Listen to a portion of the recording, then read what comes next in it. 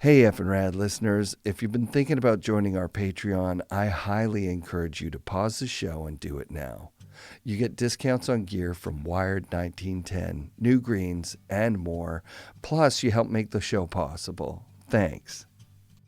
The FNRad Snowboard Podcast is presented by Skyview Campers, Never Summer's innovative take on the tiny home. Designed and built in beautiful Colorado, check out skyviewcampers.com. Wired Snowboards builds quality snowboards by hand 10 minutes away from my house. Visit wiredsnowboards.com and order one today. Fixed bindings are easy to adjust, long-lasting, high-performance bindings built to have less impact on the environment. Check out fixedbindingco.com. Rip Curl outerwear, strength, durability, and performance. Designed to search further in the snow, head to ripcurl.com and check out the Anti-Series jacket. I can't wait to rock this thing. New Greens, 100% organic, vibrant green juice. Buy yourself some at newgreens.com and use code FNRad at checkout for 20% off. And for a chance to try New Greens for free, listen to the end of the show. The Boardroom Snowboard Shop, best selection, best prices, Vancouver's premier snowboard shop. Go to boardroomshop.com and use code FNRAD10 to save 10% off your next purchase. Support also comes from Mount Seymour, Grouse Mountain, Cypress Mountain, the Pro Standard GoPro accessories, and our friends at 1910. You can use code FNRAD at checkout for 20% off at 1910.com. The Haven's a center for transformational learning located on beautiful Gabriola Island. Plan a visit at haven.ca and use code FNRAD at checkout to save 10% off their Come Alive program. Sean Kearns is a returning guest to the show who's always got something fucking rad to say. In this episode, we talk for 2 hours about where Sean is in his life right now. It's deeply inspiring to me to see Sean working so hard at continuing to be the amazing human he authentically is. So stoked to have him back on the show. Here's the one and only Sean Kearns. So just take a couple breaths, and this is just to center us. Like I'll get into this, but so just close your eyes and breathe. I'm going to do the same, just to bring ourselves present, and just take a couple breaths. And I'm going to talk a little bit about, this is something I find really interesting, is if I think a big problem, a message that's handed down is that to be free is to be able to do whatever you want, whenever you want. And actually the only time I've ever been free is when I'm fully committed to something. So the reason I'm saying this is if you and I commit to 90 minutes or 120 minutes of fully turning our phones off, not worrying about external things, families, Christmases, all the shit, and we fully commit and agree to a couple hours of hanging out together, then actually if we fully commit, there's a sense of freedom that comes with that we're not going to be worrying about anything else, the future, the past, nothing, and we can actually just be free to be here for an hour and a bit. You up for that? I'm up for it. Okay, cool. So take a big breath. And me too. I'm going to feel my ass in the chair, bring myself present, and I'm fully committed to hanging out with you and answering questions for the next, hour and a bit. And the intention is to be here now and to be present and not be distracted with all the outside world. So free to be here. So there you go. Excellent. Mm-hmm. You asked me earlier in the car ride what my intention was.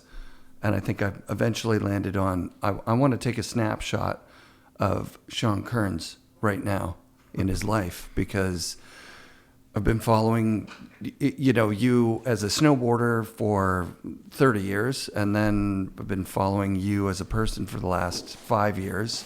And I think there's something going on right now that's important, I think, for people to see and for you to see maybe in 5 years, 10 years, 20 years, looking back and going, holy shit, that's where I was right then. Mm-hmm. You're in an interesting part of your life right now.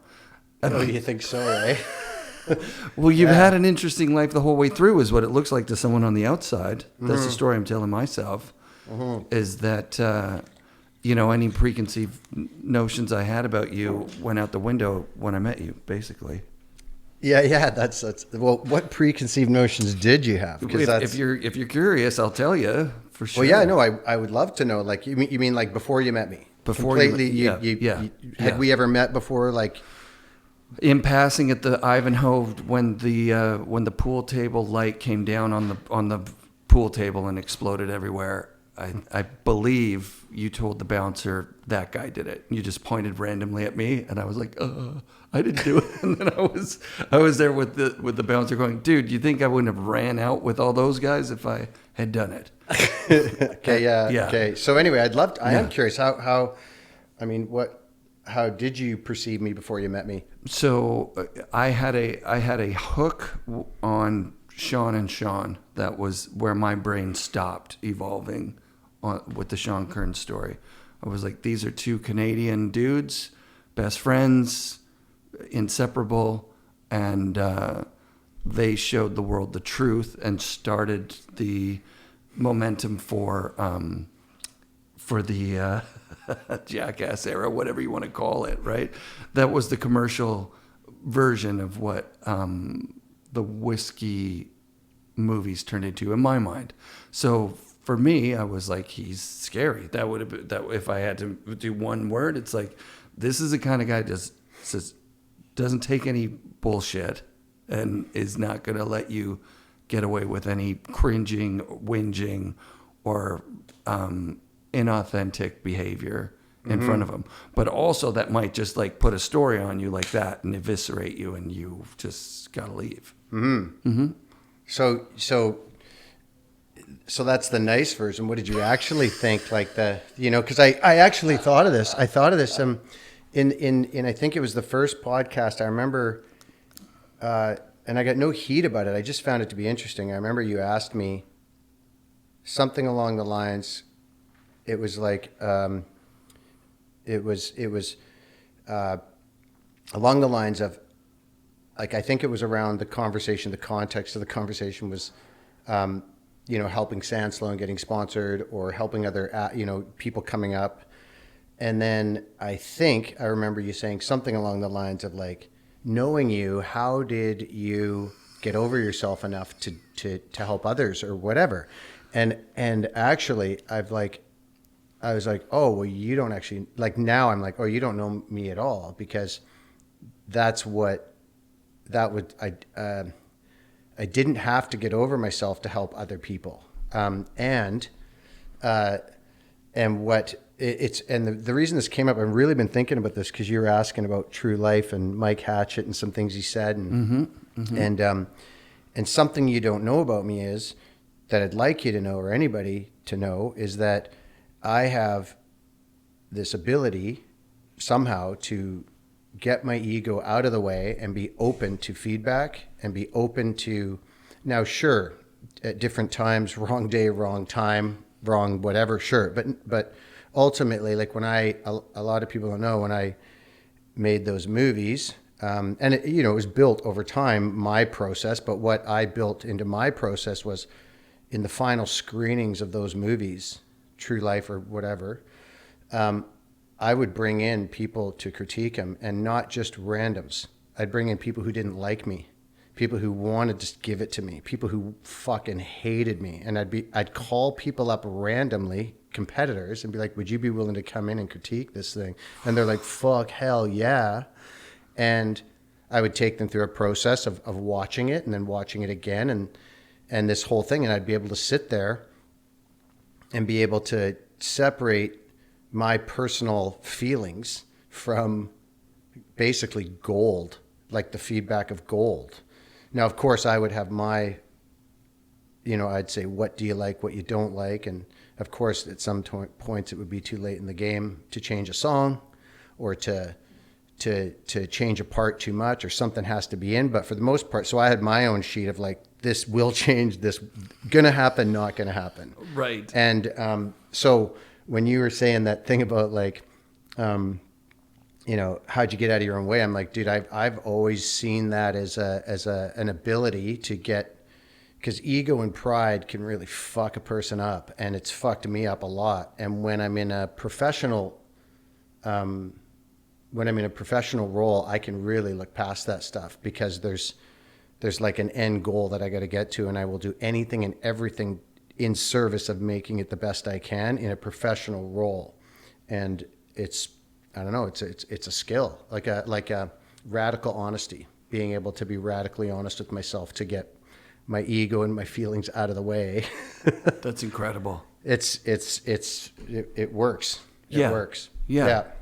So, I mean, I wrote, after I'd read some of your notes, like a kind of skeleton outline about the evolution of Sean Kearns. And I broke it into 4 or 5 categories: the crew, the opportunities, and the experiences, and the choices that you were able to make. How did those, I mean, that's a huge question, but that's basically the question that I would love to hear the answer to, is like, how have you evolved over time? Like, you just told me that you started in a spot where it wasn't apparent to me that was where these movies were coming out of. I thought they were coming out of pure ego. Like, hey, look at us.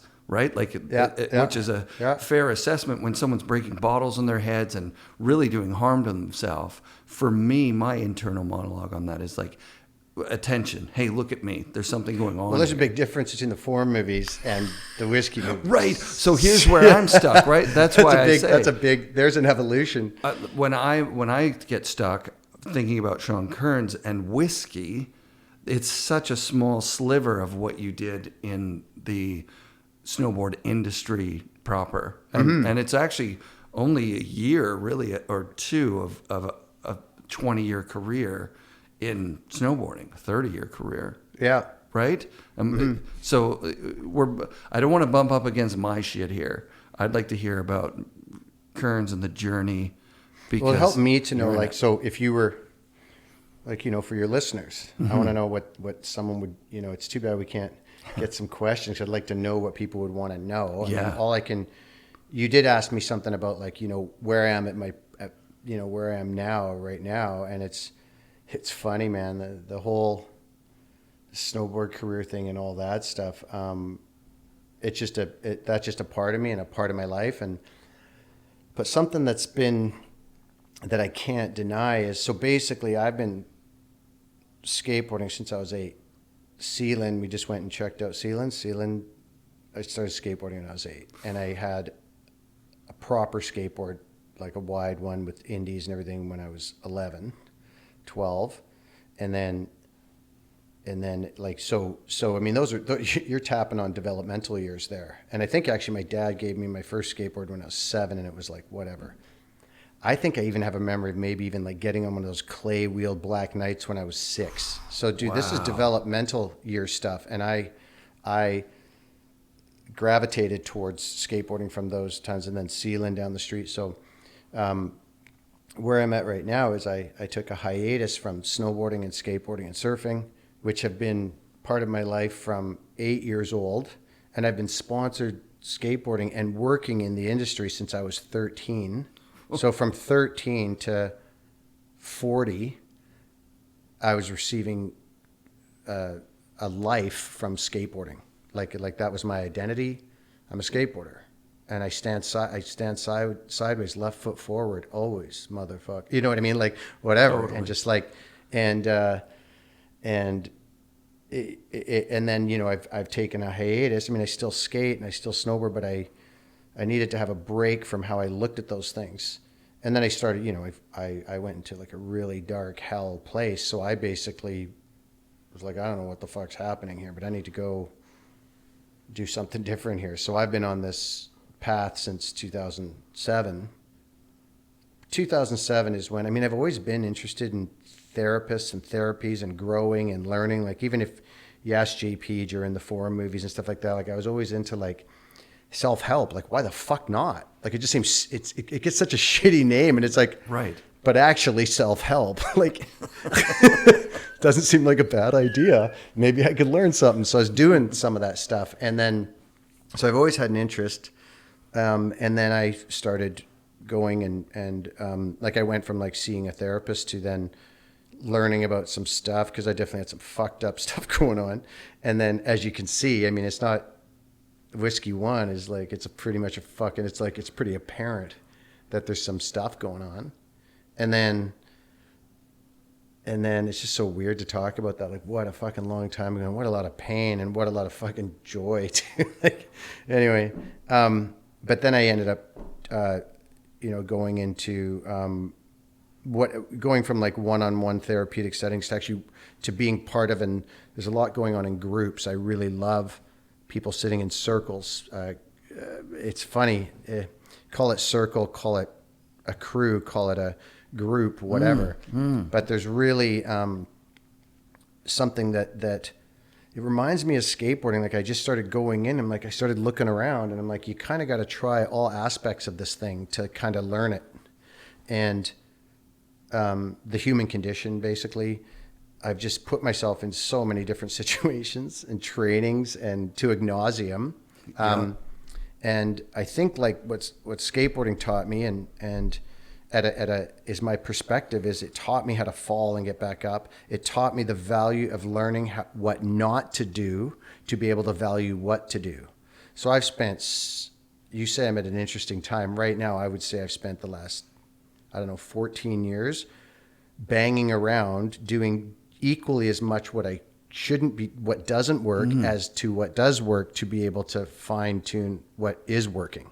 And it's a very experiential way of learning. Let's just put it this way. I haven't sat in too many motherfucking classrooms. You know what I mean? Right. But I've sat with hundreds, if not thousands of people from all different whatever. So I don't know. I really like I like this crew thing and circle. I hadn't put that together yet, but like when I think of skateboarding, when I came into it, the Powell Bones Brigade was like, that was the thing that just like inspired, like, oh, let's put our own crew together. So me and Dwayne and Kari and Craig, my friends, were like, I wanted to be like the quirky one. I'm going to be like the Lance Mountain one. This guy's really good. He likes vert. He's the cab one or Tony or whatever. There was like this feeling of like a crew was like a cool thing to put together. But the experience of actually having the crew seemed to me, if there's anything I look back on nostalgically, it's like when we would like pile in a car and Andrew Pommier would drive us in his dad's van to some spot, and then we'd session, and you'd be looking at the group through the eyes of like, oh shit, there's a bank over there. That's, Kari should go maybe ollie down that, or I'm going to want to try and do a tail block on that, that kind of feeling. But then I know that feeling. The Forum 8 is just like, to me, surfing's the pure sideways stance board sport because it was never trying to be anything. Skateboarding was, street surfing. It was even called sidewalk surfing. Snowboarding had all these things to live up to. There was already 6 skaters. There was already big wave surfers. There was already people who had dedicated their life to saying, fuck you, I'm not going to be a lawyer. I'm going to live on a beach in California and fucking fish and be a waterman. Like, snowboarding had so much to aspire to that, like, right out of the gate, it was like, are you sponsored? Who are you sponsored by? What's going to be the cool thing? We had a future that we were aspiring to because we'd already seen something. Is that fair to say? And then, so because of that, Forum 8 is like a fully formed crew with expectations in a marketing sense almost, but also like probably real guys in a real crew, like having a real fucking fun time. Well, yeah. I mean, that's something that I, doing all this. I don't even know. I don't even like the term mental health. I can't stand that term because I don't even believe that. Anyway, get into that maybe later, but just working in the field of the healing arts, for lack of a better term, I call it being with people. That's it. I like being with people, and I found that being in people in groups is way better than staring at a person in an office. And it's funny, I just, in that field, I still, even when I work with people, and I've met some incredible people, you've met some of the people that they're just incredible. And I don't think he'd mind me talking about this, but there's still, I think, because I grew up in the industry I did, which is like standing sideways, being blessed to be able to stand sideways, and it being easier than walking for me, that there's still, when I'm talking to people in the field of any people, if you haven't fucking stood sideways for a big chunk of your life, there's always going to be something between us there's an understanding that we don't have of each other. Whereas if I'm talking to you, or I'm talking to JP, or I'm talking to Sluggo, or I'm talking to whoever, there's a body felt base understanding of each other, that especially if you've like, you know, took full top to bottom vert slams or whatever, it's like, there's something that there's an understanding. And so I understand people I remember one time JP and I, cause he's worked on himself and stuff. And at one point of this thing, and I don't want to go into too much detail, but at one point he just looked over at me and said, they'll never know. Like there was people around, super good people, but he's like, no one will know what we've done, dude. No one will, because, and that's true, just because me and him had such an intimate experience of ripping through the mountains and all the traveling and the millions, like the millions of miles we together. It's like they'll never know. And it was really cool because my friend Linda was there, and she's like, you're right. We will never know. We'll never know what you two have seen and been through. And it was just such an acknowledgement of like, it's not that we're better. It's not that whatever, but this is what I say to people. It's so important that you keep in contact with people from the times of your life when you were doing well. If that person was a dick person, grab your big boy pants, go fucking heal that relationship. Tell them you're a dick. You're right. I was wrong. But those relationships are so important. They are for me. Like I've gone back and just fixed and repaired and cleaned up, or just even just gotten a little uncomfortable and been like, dude, I miss you and I want to hang out. And it's not about going back, living in the past and fucking, oh, those were the days, bro. It's more about this person gets me and got me at a time when I was so fucking solid in my life. And solid was sitting in a car with my friends pretending to be the Bones Brigade. Commitment. And, you were committed to that thing. And That's it was like, I remember Yeah. jumping in a car, leaving Sealand and going to China Creek. It was my first skate trip. One guy Colin Ruloff had a station wagon. It was my first skate trip, and it was across Second Arrows Bridge. Dude, that was it. I was sold. I was like, this is it. I had my own little thing, my skateboard, my tool, my weapon, whatever it was designed, it was mine, and I was part of this crew. And if I leave this planet teaching anybody anything or wanting to share anything, is like, create a crew. We need, like, it's so fucking stupid to not have a crew. And it's so sick. I've had that experience of being with the Forum 8. I would say that's when I truly got into my own, was when Raul Reese, like, I didn't make those fucking movies, dude. Right. A company made those movies. And same with the whiskey stuff. I didn't make those movies. There was so many pieces and everything. And one of the worst things I've ever done to myself is when I've remembered the past, thinking that I've done it on my own, and then I think I need to do whatever moving forward on my own. Well, I've never been successful on my own. Like, I've never been fulfilled on my own. I've been successful on my own, not fulfilled. It's just something about doing it in a crew of people, like-minded people, that are committed. That's a thing. Like, you got to be committed, and you need to know, like, you put me in front of a room full of snowboarders. I just saw this picture the other day, and it was, for some reason, I knew how to do this. After the Forum stuff, and then when I was doing a Mac Dog movie, and it was like when we were scrapping with Forum, longer story, but I somehow knew, I don't know how I knew this, but I knew that I needed to look people in the face and say, are you committed for the year? So I built this crew for Shakedown It's like Lucas Huffman and John Cooley and all these dudes. Sean White was there, and everybody, if you're going to be in this movie, you need to fly to San Diego after I've talked to y'all. I need to stare you in the fucking face and go, I'm down for this movie for the next 12 months. Wow. No boozing, no this, no that. I'm fully committed, and I need to know that you're committed. I don't want to hear about your fucking girlfriend. I don't want to hear about this. I don't want to hear about that. Like, this is your number one priority. Scared the shit out of Sean. Sean had to come with his team manager, Renee. It was pretty funny. I don't know if Sean was scared, but he wanted in, but they just had other plans for him. Yeah. So whatever. But if you're committed, truly committed, there's a sense of freedom that comes like, dude, so many answers just go away when I'm fully committed to a direction. I love this. It's freedom. And it's, all of a sudden these calls and things that are considered distractions, if you're committed, they're not even distractions. So, I've been committed to learning about this healing thing and working with people in all these different modalities. Well, I've just been all in, every penny, every ounce of every resource I've had. I never wanted to work in the field. That was never my intention. It just seems that I get to keep working on myself if I work in the field.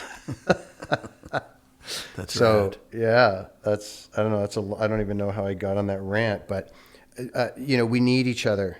Lone wolves get slaughtered, dude. And I can attest to that myself. Like when I was out there doing it on my own, thinking I couldn't tell people what was going on, didn't have a crew of people around me to tell the truth to. Holy fuck. It didn't go well, So I believe we need others. We need other people. We need people to bounce things off. We need the best thing I've done is create a solid group of people around me that know me as well as I know me. And so, right. Yeah. And that takes work. It doesn't just happen overnight. Like, hey man, no, it's like, dude, are you willing to show up in this way? 'Cause I am. And it's pretty uncomfortable sometimes. Right, and you're not always up for it. That's the thing, is that if you know yourself, you're like, this isn't me today. Today I'm somewhere else. Mm-hmm. I've got a lot of worries, and I can't get rid of them. I can't shake them, to be honest with someone right now. Yeah. Yeah. Well, dude, and that's why, I say you need, there's building a crew and going towards a movie project, let's say. Sure. That's one thing. But on my daily, I've got 5 people that know me pretty well and I'm a piece of work. So I think it takes 5, meaning I got stuff coming up and one of those 5 has to be me. Oh, wow. Cool. One of them has to be me. One of them has to have my best interest at heart. Sick. And that one usually has the balls to call the other 4 if something's going on. I also don't just make it all doom and gloom. I also call them and surround myself when we're having a good time as well. Sick. So yeah. Yeah. I think it's a lost art to have a community around you and an honest community. There was something, this is a cool spot for me to interject this. I take for granted that everyone saw the whiskey documentary, but that was something that you shared with me privately. Thank you. You're like, don't show anyone, and I didn't. Oh, really? Yeah. Which was, but I think that documentary shows the bigger community of what happened. First of all, it tells the story of whiskey in a way. This is water, that's by rad. the way. Yeah, or you'd For real. be hammered. It's water. Yeah. But it tells the story of whiskey from a perspective of, it was ground zero for, like I said, the Jackass guys. So that community of those guys rally around telling this story. That project's just killed now, right? Like, we're never going to see that whiskey. Yeah, I don't even know. I mean, it was put together. Lauren Graham was directing it, and then this guy invested, and it was put together with all good intention. The missing piece, I think, was Sean and I. We were willing to go along for the ride, and kind of but both of us are pretty taxed about the whole thing. Sure. Didn't want it all brought up. Right. And now I'm really glad it didn't, because it was brought up in a different vein. It was more, I don't give a shit that people think it like we started Jackass. It's not what it was about. Like, I don't need any of that shit in my life. Like, thank God. I mean, you looked at those guys, dude. It doesn't seem like it's working out so well for some of them, right? And it was never came from a place like that for us. But and now I if there was ever a documentary about that, it would be, how I could put my lens on it now of what was actually happening and what was going on, and how, Whiskey One's the most honest movie I've ever seen. Right. It's honest. Right. We were hurting, and we weren't willing to hide it. We didn't know exactly how, but we just did not know how to hide it. We didn't want to hide it. We just didn't know how to hide it. We had to be us. And it was honest, but it was also a lot of pain. Like, there's a lot of pain in our bodies. I still have pain in my body. So it's like, there's better ways to show it, better ways to deal with it these days, let's say. I'm curious about, and for the listeners, they're not going to have this frame of reference, but the Haven, where I went and did a 5-day circle with you, the founders are these really interesting dudes, Ben and Jock. Mm-hmm. And I read the first few chapters and skipped ahead a few chapters in the story of the two of them. But you actually got to meet them. And at one point, for whatever reason, I'd love to know why, you actually showed them whiskey. And then how did they react to that? So but maybe some context for the listeners. Who are Ben and Jock? And then the story of showing them the whiskey movie and what happened.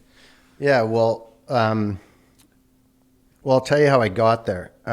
So I had done a bunch of therapy with a woman in Vancouver, because I knew I had some fucked up stuff going on. Like, and I worked with this therapist that was a ton of money. This is when I was making the 4 movies. So I had the money. I'm like, you might as well go for the best. And I got put on her, and thank God I found her, because she could see no bullshit. This fucking woman just fucking put me in the hot seat. And what she saw was I was willing.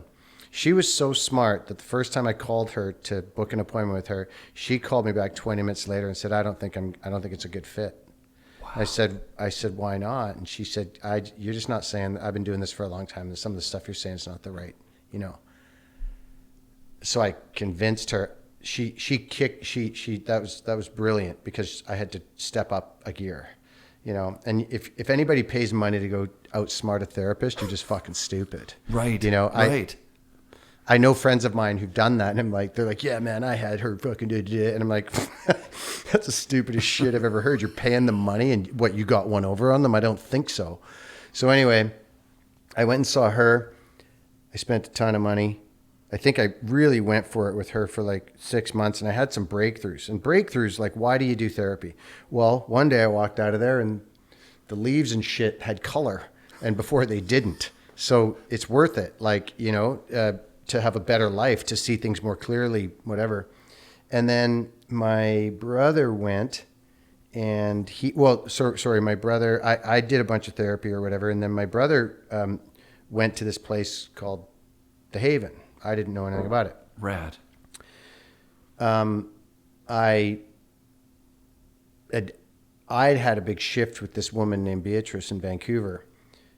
And that took, I think, man, at least 6 months, maybe 10 grand, and like a lot, like 3-hour appointments, $200 at a time, $200 an hour, wow, like $180 an hour. Like, but I was going for it. Yeah. Like, there was, and, like, I really didn't just want to end up in AA. I wanted to understand, why the fuck do I need to hurt myself? Mm-hmm. Why am I hurting myself? Like, I'm hurting myself. Like, it's pretty obvious. Dysfunction will be an understatement for relationship skills. And so I just want to know, anyway, my my brother went and did this course, and I get this call. I didn't really know, I was traveling around the world and shit, and I get this call, and fuck, I'll start crying. Like, there's this voice on the other end of the phone, and it's like, it's my brother. And I'm like, his voice is soft, and he's like, hey, man. I'm like, what the fuck? And I'm like, and it was just like something I'd always wanted, just this like connection with my brother, instead of like two brothers doing this, Yeah. you know? Yeah. And we had it rough. I'll speak for me. I had it rough growing up. I don't speak, and I'm probably speaking at a turn that, whatever, that I'm talking about, that he went and did this course, but we talked, and it was like, holy shit. Like, he is somewhere after 5 days of this course that it took me 6 months and 10 grand of full commitment. Now everybody's different, you know, whatever. But I was like, okay, what's going on at this place?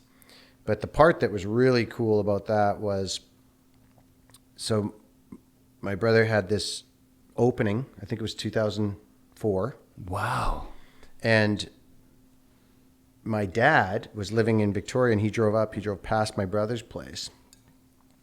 And they had this amazing conversation, like a clearing, basically.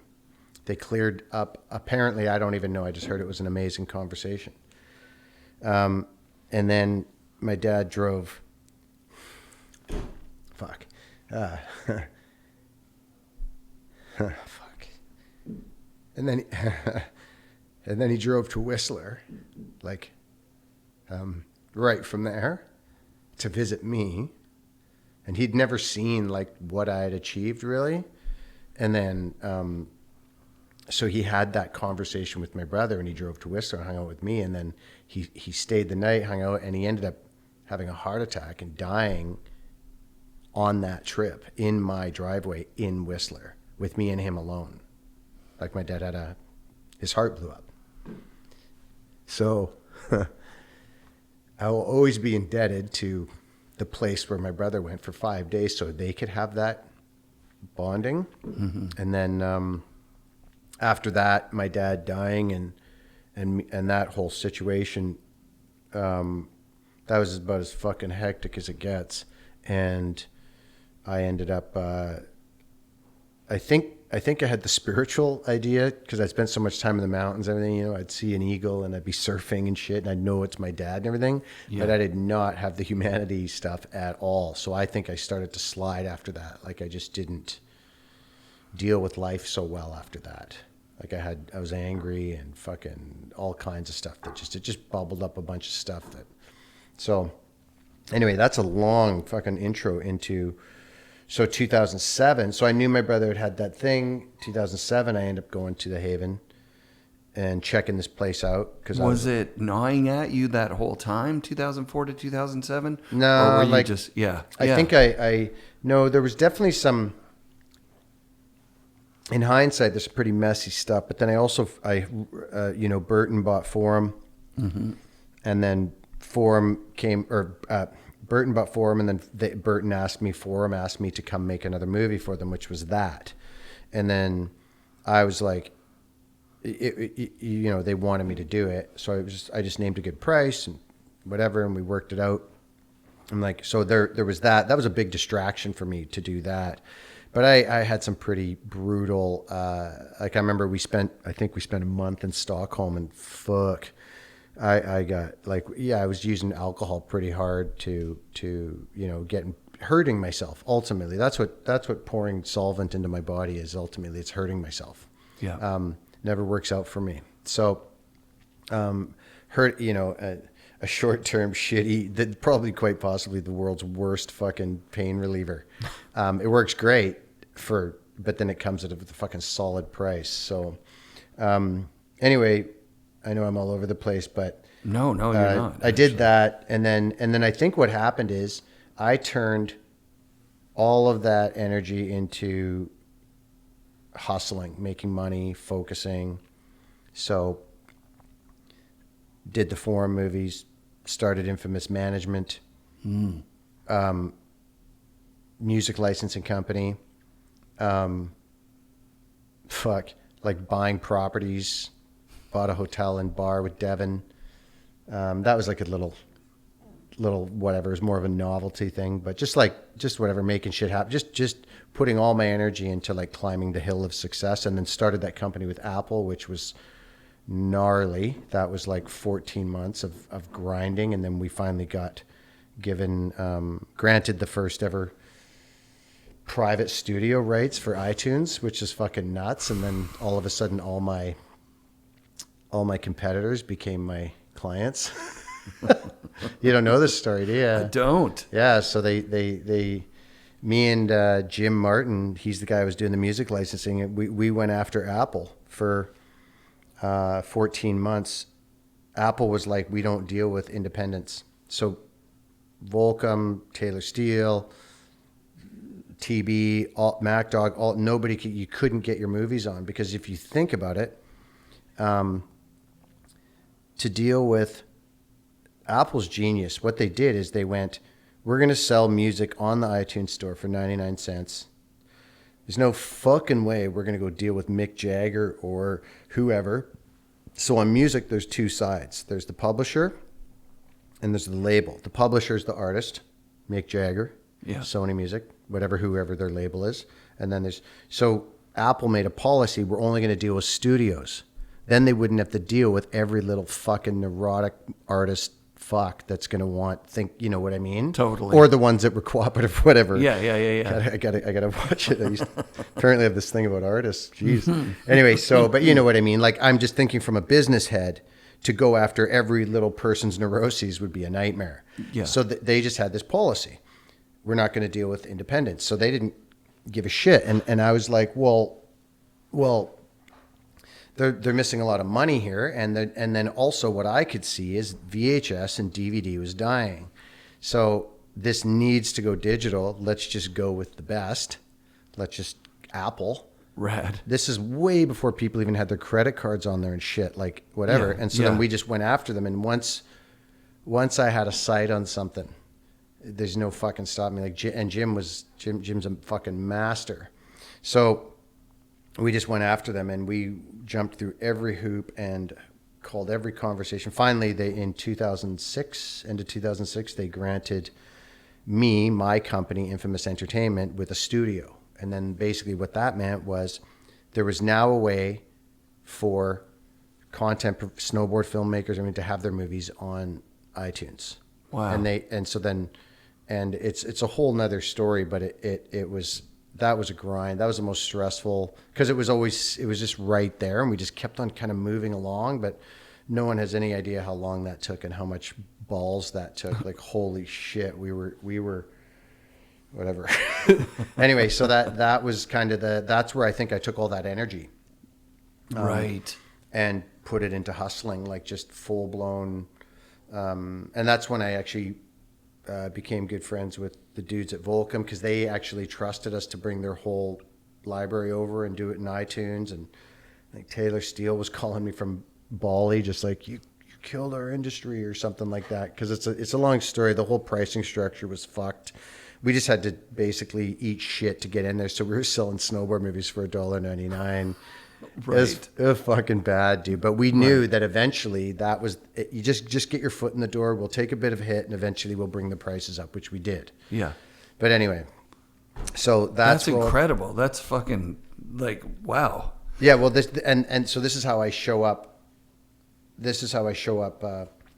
And there was some pretty sweet business moves in there too. And it turned out to be a big beast, because you don't even want to know when you start selling all these movies. All of a sudden you start having to deal with this thing called withholding tax. It's like, what the fuck is that? Oh yeah, well, yeah, we're selling in like 50 countries now. So that's great. Did you know 50 countries have 50 withholding taxes? Like Australia's withholding tax is 40%. I think the States is 20%. All of a sudden I'm like, oh, international accountant. What the fuck? Yeah, dude, careful what you wish for. More money, more problems. You know what I'm saying? So fucking, anyway, so when I showed up to Haven, 2007, I had iTunes account, like our studio. Jim was super. He was actually in he's in New York, but he was flying back and forth Cupertino. We had this huge in with them, and then dude, I even had one of these little black Apple cards that was like basically dude, we were in. We were apparently there was an article in Wired magazine about how this company somehow. Wow. Yeah, like I have this, dude. We went through the whole thing, redlining a contract with Apple, and now they, fuck, they're probably gonna try and sue me for even talking about this because they're so fucking anal about that shit. But this happened. Yeah. So yeah. That's huge. Yeah, like you didn't go after some little. This is like the biggest company in the world. Oh, dude, and like Christ. Troy and Wooly at Volcom, those guys were like, they'd been pounding at that door for a long time too. They were trying to get in. Finally, they had to go through us because we had the in. Yeah. Finally, Apple's like, well, no, we're not doing, but this we do it with these guys and Infamous, and so we ended up doing like Baker's videos and all skate stuff too, like all that shit went through us. Yeah, it went through. Yeah, everybody had to. That's incredible. And so there I am, and I've got just finished a forum movie. Management company at that point, Roberta was buying it off me. Like I to be honest, I was so fucking burnt. I was done. Anyway, and then I'm going to this Haven place in 2007. Which is like, okay, this is the place my brother went. He had this experience there. I actually went for this other program. It was called Addictions, and it wasn't because I had this theory about addiction, and it was that I think addiction, passion often get confused, and they had this write-up about that, how because I loved what I did, and people call me a workaholic, but I was like, no, dude, I love skateboarding and snowboarding and surfing with all of my heart, and there was no difference between how I was living my personal life and how I was business. Like it was like they were all intertwined. It was all the same. You could write off every meal that I had because it was all totally authentically. I lived it 24/7, like so. Just in it. And I went and did the program, and I went to go do that addictions thing, and it was about passion and how it got, and they had a different way of looking at it. I was like, wow, this is really cool. And then they canceled that program, and then they were like, we've got this other program called Come Alive, which is the one you did, and I was like, oh, that's the one my brother did or whatever. And then Ben and Jock, like fucking weird, dude. Like I'm on this island, like some guy named Ben, some Asian guy named Ben, and this guy named Jock, like this tall, skinny fucker. And I'm like, that's fucking weird. And then, okay, cool, I'll do that course. And I remember even having a little bit of arrogance too. I think that's, I don't think I was consciously arrogant. But I realized I'd pick, now I look back, I'm like, wow, I just by being spoiled, I think, by attrition, having a helicopter addiction and whatever else, where's my heli? And I've actually said those words. And then, just being so spoiled, like the big boom of snowboarding. And it was like, fucking, where's my heli, dude? We need to go there. And all these unlimited budgets for travel. I showed up there and they're like, yeah, you better book me into another course because I'm here. I just flew here, whatever. Yeah, yeah. So I went and did the course, and right off the bat, I was like, this is weird, man. I'm sitting in a circle, and I knew with how uncomfortable I was, and this is, thank God I had this lens, that how uncomfortable I was sitting in this circle, that there was something up with me.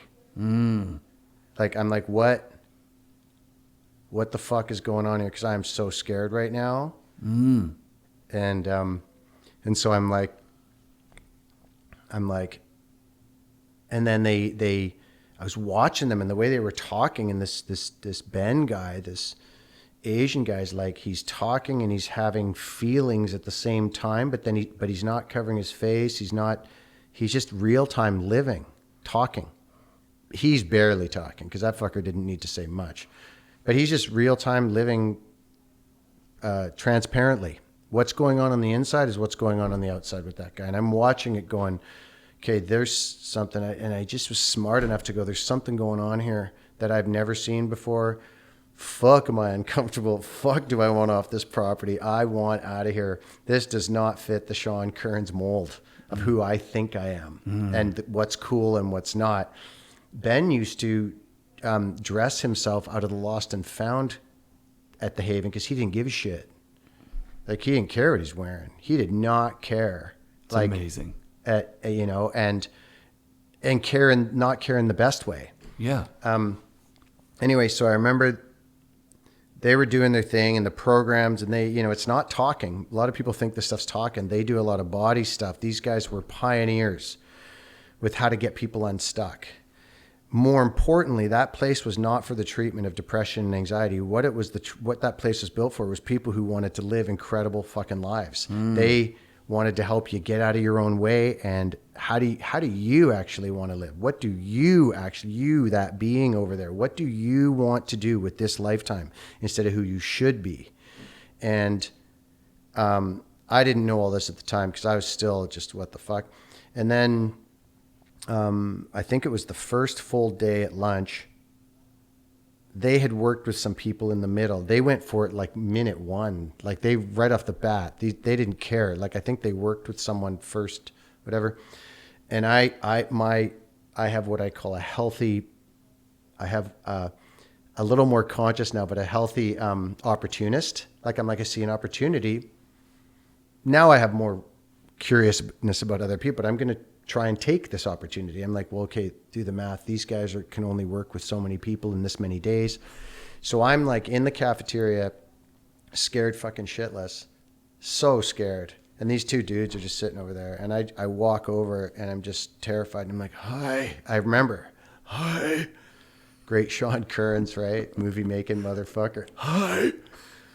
And they're like, oh, hey, how's it going? Sean, right? And I'm like, yeah.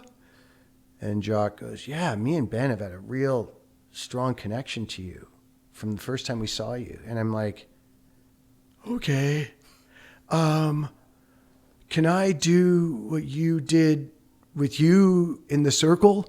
Like just do total, like, that's amazing. Barely putting words together. Like, just like, eh. And Jock's like, well, oh, well, thanks for asking. And, yeah, we've heard you're a filmmaker and da-da-da-da-da. And, you know, I don't know if this, you know, our memories, my memory. Yes. This is how I remember it. But the one thing I know for sure is they asked to see a film. They said, would we be able to see something? And I had a copy of Whiskey 1 and Whiskey 2. I think at that point, I've probably produced a lot of movies. Yeah, 2007. Yeah, 2007. I've had my hands in a lot of different movies, skate movies. I've also filmed there's a lot of skate parts you don't even know that I filmed, and all this stuff, just part of all of it. And started Skateboard Canada video magazine, like a lot of shit going on. That was you. Yeah, that's started amazing. That with Sean, and then oh fuck, awesome. And then so yeah, like I don't know. At that point, probably, I don't know, 20 movies, probably. Let's say, sure. Produced, directed, part of, filmed in, whatever, a lot. And a lot of them are pretty professional. Hell yeah. And I hand these fuckers Whiskey 1 and Whiskey 2. Isn't that interesting? So I hand it to them, and they're like, oh, thanks. And I think, in my mind, I'm like, I think, you know, they might look at them, might not. I think maybe there's a part of me that's like, fuck with these guys too, you know? Here's, you know, yeah, of whatever. course. Of course. What are you going to think of this? Right. Yeah. Now, so then they go away, I go away, and there's like 3-hour break in the afternoon, and it would take probably 90 minutes or, you know, it'd take an hour and a bit to watch those two movies, 120, whatever. Yeah. And they basically, like, as long as it would have taken to watch those two movies, they all of a sudden were looking for me on the property, Ben and Jock. And I'm like, and they found me. And I didn't realize at that point that they'd watched both movies through. And they now consider the source, okay? These guys, Ben was a famous psychiatrist. He was responsible for removing electroshock, unsupervised electroshock treatment out of the psych wards. Wow. And across Canada. Amazing. Like that was torturous shit, and they didn't know what they were doing. So and then reduced suffering for so many fucking people. He used to be on TV shows, and he's very famous in China and all this kind of stuff as well. And then Jock, they're very accomplished. But more importantly than all that bullshit, or that's all cool, but more important than that, the most important thing to me is they worked at that point, I think we're 30 years deep of working in what do you call it when people when people stay in residency, when they stay on property? Yeah. So they were a doctor and a psychiatrist, and they were working diligently and pulling apart all the different pieces that they learned from Freud and Jung and Chinese medicine, traditional Chinese medicine, all these things. And so they were experiential learners. Okay. They learned from experience plus all the Western medicine training that they'd had. But then more so, they found they learned a lot more from like, oh, wow, look what happens when this person breathes while we sit around them and breathe. Oh, wow, watch what happens. And they were guinea pigging. And then they basically were like, they were like two kids in a candy store asking me questions about Whiskey 1 and Whiskey 2. They were just like, all they could see was the value.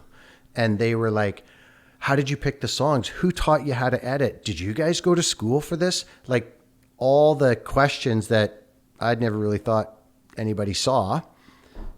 And they loved it. They loved it. And they said, do you realize that what you do on a skateboard, what you do on a snowboard, that's what we teach here. Movement. We teach vibration. We teach air. We teach community. We teach anger. We teach rage. We teach joy. Like we teach the human condition. Skateboarding gives you the human condition, and on a body felt sensation. Like, I believe that all this stuff about the mental health, it's a fucking bottom up job, not a top down job. So if I go to see a therapist to try and figure out my way to help myself, that's top down versus bottom up. It starts with your body. It starts in your body. You gotta fucking move. You gotta breathe. You gotta all this stuff. Like if you look at the neuroscience of where thoughts are starting, they're showing it starts in the gut now, like gut feeling. So it's bottom up. So that's why I don't like the term mental health, because it's like, it's health. It's health, body health, just health. And I start every day getting into my body first. I call it getting a hold of my brain before my brain gets a hold of me. And I do that by getting in my body, however I do that. Anyway, those guys were like, this is what we teach. This is holy fuck. And the only thing Ben said, and this is how,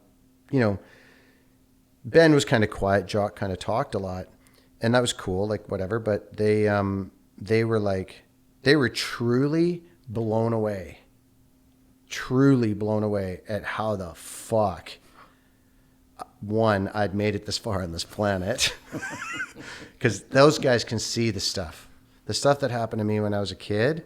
They can see it. Wow. After that many years of doing that kind of stuff, there's certain things that you can see in a person's body, and they can tell. Wow. The shit that's happened.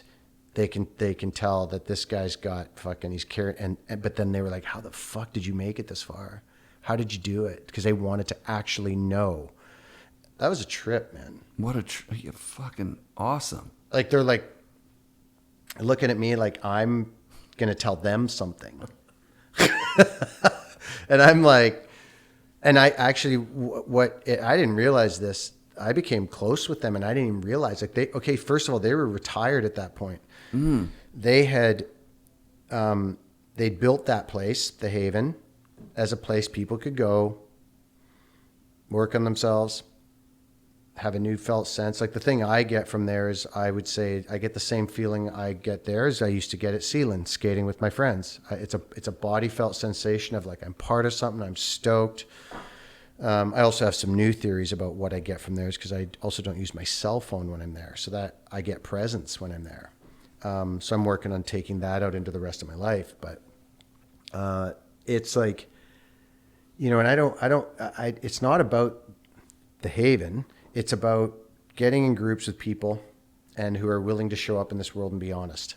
Fucking rare. And one person talking at a time is huge, because I think we need to hear what's going on inside of us to realize how fucking crazy it is. And then we can actually sort it out ourselves most of the time. So I know I'm off on a tangent, but no, you're not at all. This is it. This is the thing. So back to the, so I basically, I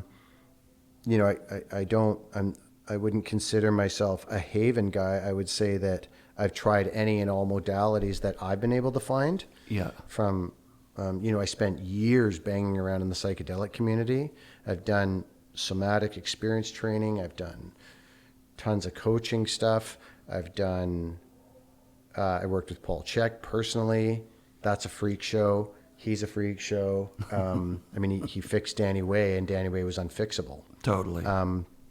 And what I notice is that I just continually keep going back to the Haven, because what they're doing there is something that suits me. It's deep work. It makes a difference. I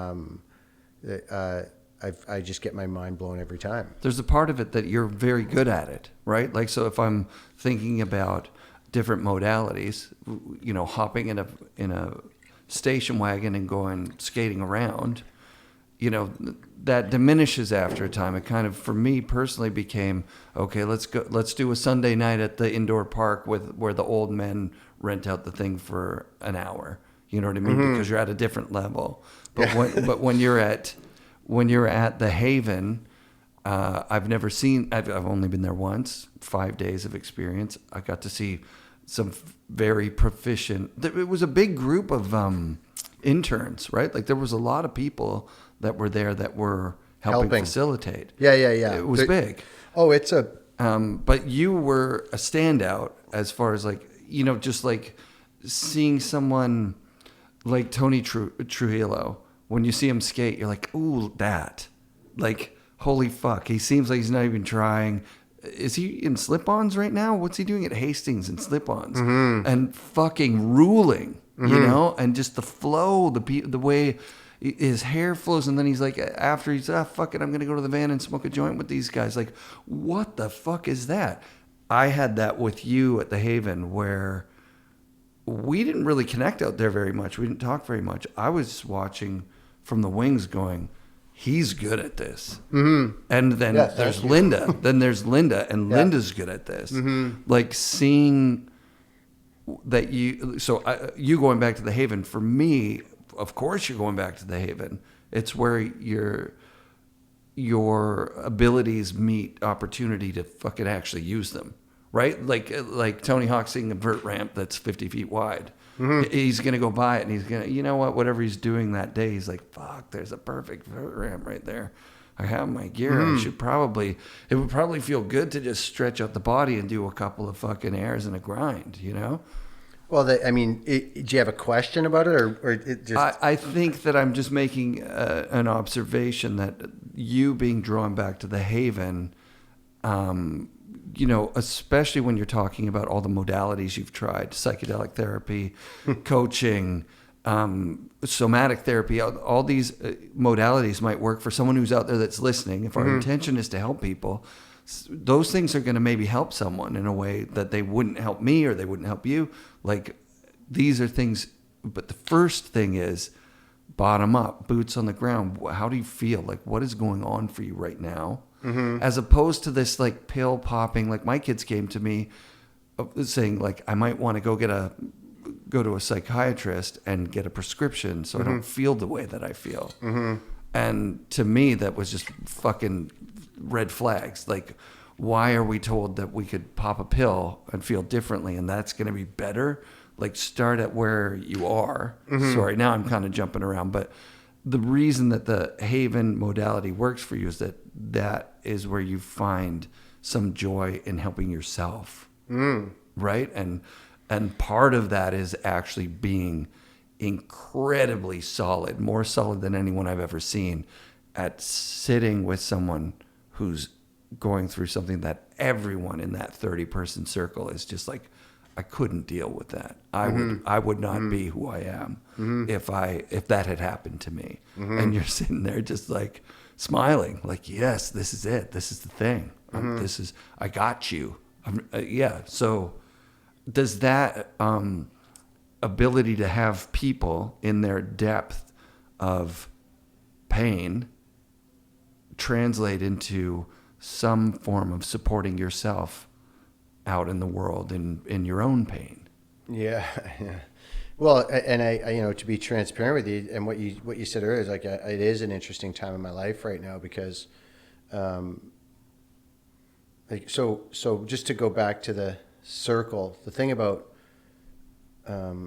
it's so crazy, man. You're probably gonna think I'm crazy for saying this, but I don't really. It's like, but I think it was Timothy Leary said that he believed that actually surfers were going to be the people that could change the earth, something like that. And it was like, and I think what I can relate to the fact that you learn something. I learned something from skateboarding. I learned a sense of myself from the inside out first. Like, skateboarding doesn't lie. It's in the healing world, I think the most underrated, untalked about thing is self-responsibility, meaning my part in this. Well, skateboarding teaches you self-responsibility starts in the body. It's not a head thing. Oh, no, it's in the body. And because if you're not self-responsible when you're skateboarding, you fucking eat shit. And guess what?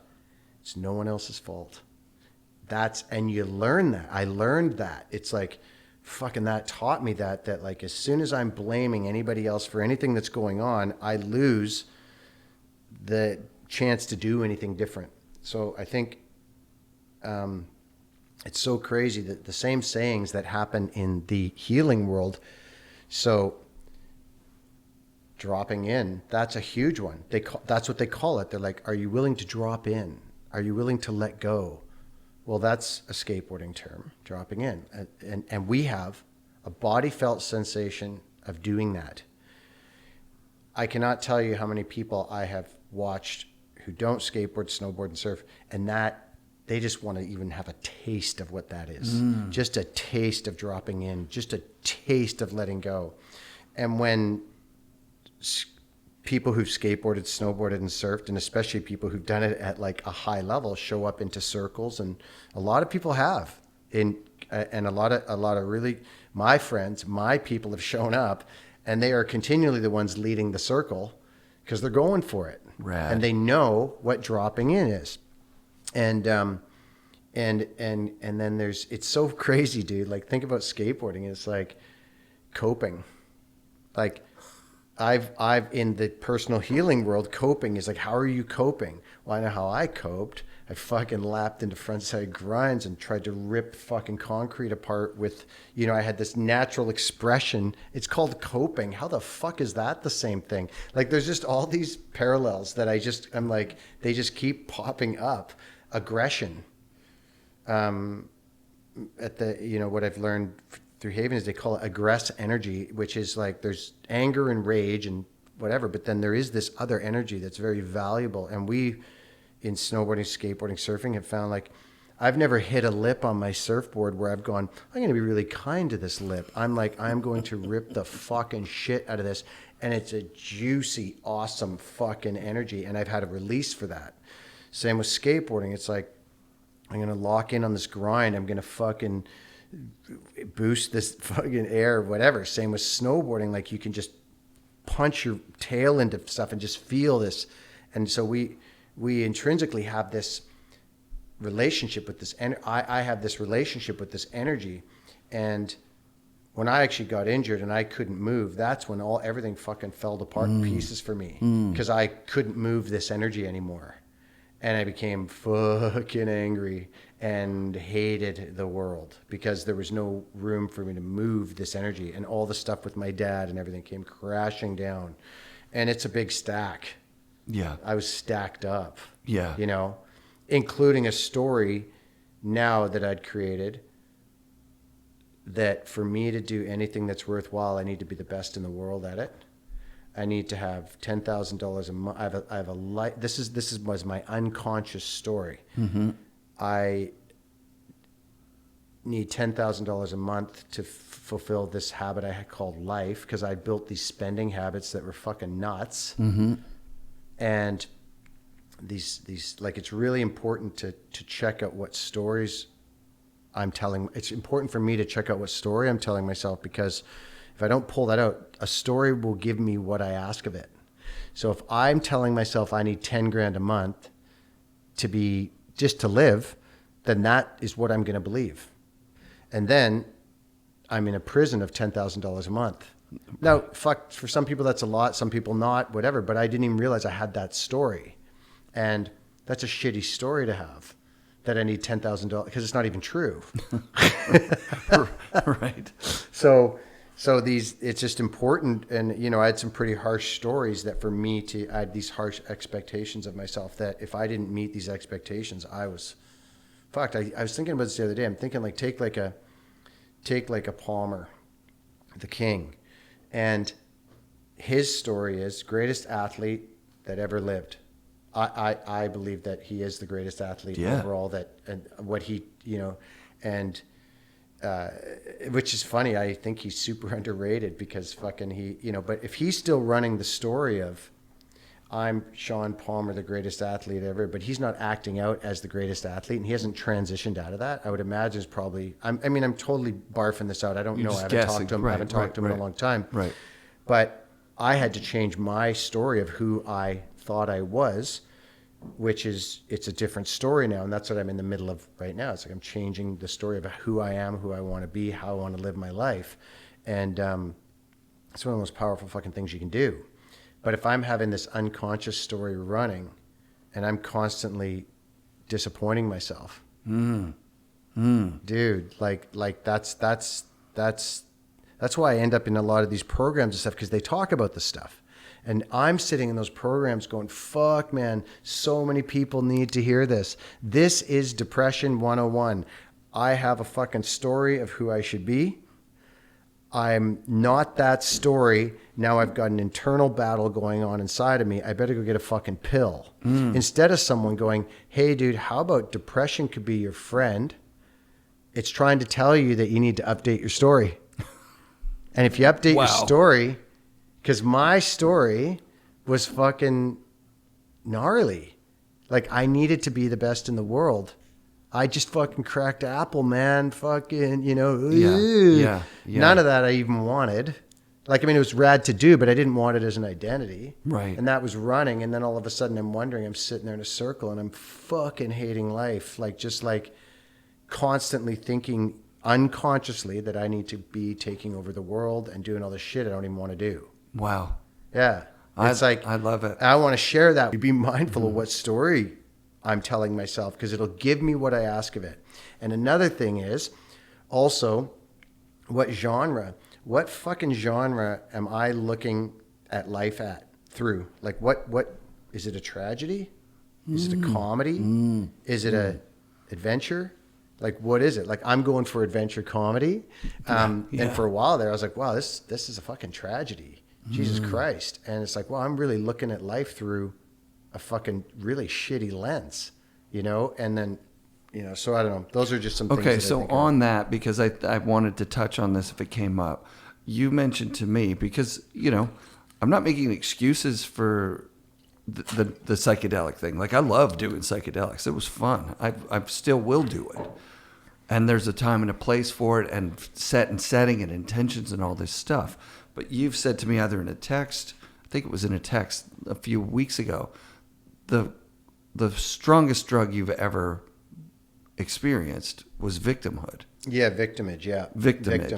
Still, dude, yeah. Oh, right. yeah. And I think if there's one person out there that can benefit from understanding, like, look, sure, when I tried heroin, I beat myself up. Still probably can. I still can beat myself up going, I fucking did heroin. I'm one of those people that did heroin. Mm-hmm. But that drug is nothing compared to victimhood. Not even, it's like it's a fun time, actually. Mm-hmm. It's actually like a lack of responsibility and just a respite into a nice place for a little bit, like smoking a joint or whatever. It's like awesome compared to that fucking strong, unending tug of victimhood that's just like being drowned underwater by yourself, somehow holding yourself underwater. I don't even get it. It is the I wasn't aware that I was stepping into it and how I got there, but I easily say that the worst drug I've ever fucked with is Victim, and it's like because it's got a nice warm feeling to it in the beginning, which is like, this happened to me and now I'm this.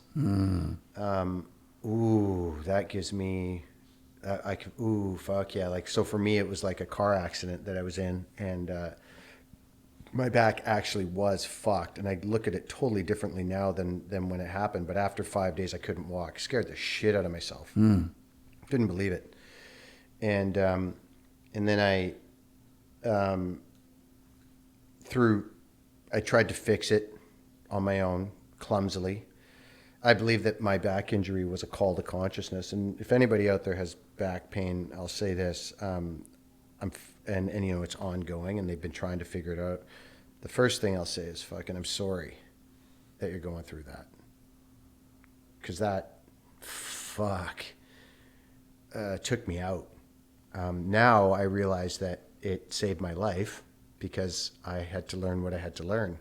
And I look at life differently because of it. But fuck, when I was in it, you try to tell me that, I would have fucking killed you, And anyway, but then because of my unconscious story that I need to make $10,000 a month to live, and because I need to be the great this and that, fucking all these things I didn't even know, I get to the at some point I'm like, I'm not getting better. I better call a lawyer. And then a lawyer, and you sue because I was in a car accident. Okay. Yeah. Yeah. Gotcha. So I did the whole thing. Yep. And my intention was never to fucking go for this big paycheck and whatnot, but it was actually just to get treatments out of it. Like I remember, but whatever. It's a crazy fucking story. That's the craziest fucking story. But anyway, so I end up hiring this lawyer. At the end of the day, there I go. Like, I did it. I hired the guy, blah, blah, blah. And then just by attrition, or by definition, I had to play this role of, basically the story is, it's a story of woe. It's a story of poor me. I can't do this. I can't do that. And I'm playing the game now. Right. And then now I'm also like stepping into like Western medicine's limitations of how to heal a back and what's going on and all this kind of stuff. And I have the gnarliest footage of all the treatments I got, like fucking epidurals, like everything to get rid of this pain, and just going after it like a fucking beast too. But then also going after it like the very stubborn Sean Kearns would go after it, which is, by in and of itself, that thought process is probably not doing so good for anybody's back. But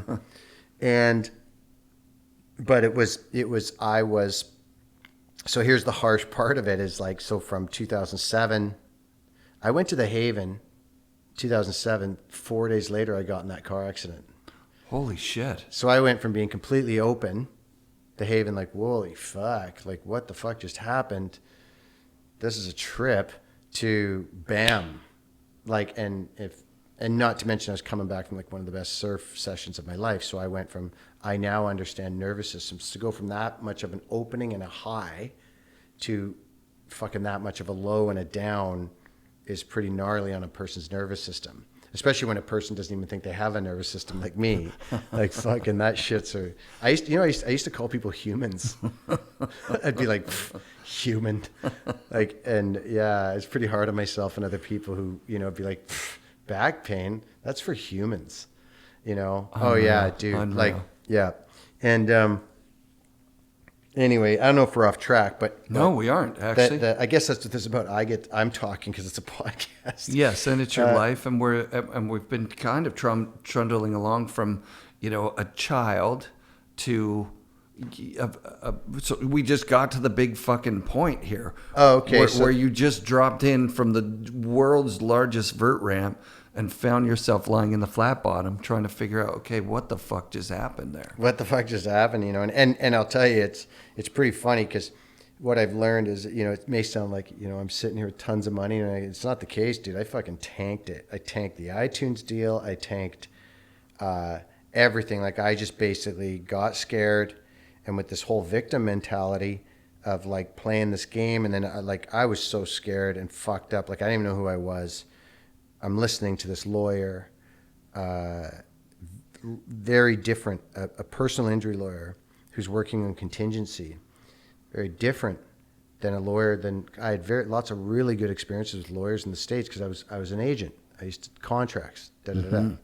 So really clear negotiations, really clear experience. But when you get into it with a personal injury lawyer, or when I got into it, I didn't realize that a big part of it is I really didn't like. So I chose to sue.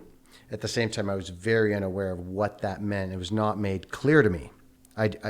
Now my responsibility would have been to do that, to really get clear on what does this mean? Because I thought they were going to sit and have a couple beers and work this deal out over lunch. Right. Like I have so many times with lawyers, and I'd negotiate deals with Burton and Forum and all of them. Mac Dog. Dude, all that stuff. And we do it like, oh yeah, everybody else is flopping about, talking about shit, me and you, let's get this deal done, boom, done. Like rad. And there was and with the other thing about skateboarding is this industry or that industry, and it's different now, but then there was a lot of protection that came in. You didn't fuck someone over because your career would be done. Like the old boys, Yeah. Like when Wooly and Troy and those guys were starting Volcom, that was at the same time that Sean and I were doing whiskeys, and Mouse was doing his stuff, and Mac Dog was already doing his thing. So we have a mutual respect, and everybody knows everybody. So, Ken was doing his stuff, Ken Block and all that. And there was like an inner kind of like respect of each other that you just don't go and fuck someone over. So all of a sudden I step out of that bubble, and now I'm in the real world, or the other world, which I'm not really interested in playing in. And I'm now, first of all, they're trying to understand my career through a conventional lens. Well, good luck. Right. And it just, so then all of a sudden, like there I am, I'm playing the victim role of poor me. I used to make this much money. This is what's been taken from me. This is, yeah. And then now I'm telling the story of like, I can't do that now. And where the victim part's really fucked up is the victim part puts aside all the stuff that I did to get there. Right. And I had everything to do with getting there. Like I was the one who got there. Right. I was in that vehicle. It wasn't my fault that we got hit, but just all the other stuff, who I was hanging out with, the choices I made, everything. I got there. So it's totally the victim thing is like, in a moment, I'm a victim. In that second, I'm a victim. I had no choice. We got hit by a car in that moment. But then my belief is from here, this place, a grounded place, I can actually make a decision and not identify as the person who got hit in the car. I'm the person now who feels a little bit stiff and this and that. It's a different thing. Right. It's like I can make a decision from here. The past can inform what's going on for me now, but it's not all of me. That's what it is. A victim mentality is like, I'm this, and it's fixed. I'm the back guy. I'm the guy with the sore back, and this has happened to me, and I can't do anything. And there's a lot of therapists and a lot of people, physical therapists, and everything, that won't work with people who are in injury claims. That makes sense. Because you can't heal. Because... Right. So listen to this story. So that was 2007. I'm going to the Haven. I'm dying. Like 2007 to 2009 was real bad. I didn't know who the fuck I was. I'm living on a point break in my dream house. The point's fucking grinding off, and I'm sitting in my front yard dying, like bitter, and then I'd go and surf and fucking... I felt sorry for anybody in the water those days. Sorry about that. Anyway, and then going to the Haven and everything like that, and I'm learning all this stuff, and then finally, that lawsuit ended up dragging out for a lot of years. Of course. The lawyer that I had was up to a whole bunch of shit that, to this day, like they're just a bigger. I found out he had like 200 open cases at the time. Like like, is that a lot? That sounds like a fucking insane amount. yeah. And then my experience of certain personal injury lawyers, it's a really good idea to keep your clients scared so that they'll settle at any time, just in case, whatever. Yep, sure. Definitely some fucked up shit. Like, it was really, there was, yes, I played the victim. I dove in, and there was a lot of stuff I was unaware of that was going on. Now I look at it, but the cost was huge to me. Anyway, so I finally hired Paul Check because I was so scared. I'm like, I need someone who knows more than the medical system to tell me that I'm where I'm at, because this ain't working, and this lawyer shit ain't working, and this da-da-da. So I hired Paul as a personal coach, which he barely even fucking sees people. You have Right. I sent Danny a text and said, dude, can you get me in with Paul? Because Danny was close with Paul. And then basically Paul agreed to see me. I don't even know if Danny got back to me or he's just talking. I don't even know. I don't know. All I know is that I sent a message right to his assistant. And then it's really expensive to work with him. Of course it is. Yeah. Like, a lot. And he doesn't fuck around. You got to work with him. He wants to work with you for a year. Holy fuck. And it's to the tune of $500 US an hour. Oh my God. And he knows what the fuck he's doing. Of course. And so I'm taking everything I have, every fucking penny, and putting it into trying to save my life, which is what I did. And finally, at that point, I'm so deep in spending money on programs and everything and selling anything that I had, any real estate, anything. I'm being sold to fucking keep me alive because I'm like fucking hurting. Yeah. And then in 2016, I signed up with Paul. And oh fuck, I had to fill out all this paper because he's a holistic health practitioner, so he looks at everything. And because you have to look at everything, because one thing is so you're looking at your relationship to money, your relationship to logos and branding. Like, are you dressing yourself or is your environment dressing you? Because I'm pretty sure that Nike swoop ain't fucking that cool if you really look at it, that kind of shit, Wow. Like, he goes in, right? You're breaking down the myths, archetypes, like deep shit. And I've done tons of training at this point, so I really understand a lot of this stuff. Finally, I get Paul on my first Zoom with him, which was after filling out a month's worth of paperwork. Like, it was, and all that shit brought up. So I'm a wreck now. Right. Fine. I get him on Skype. I'm desperate though. I'm desperate, right?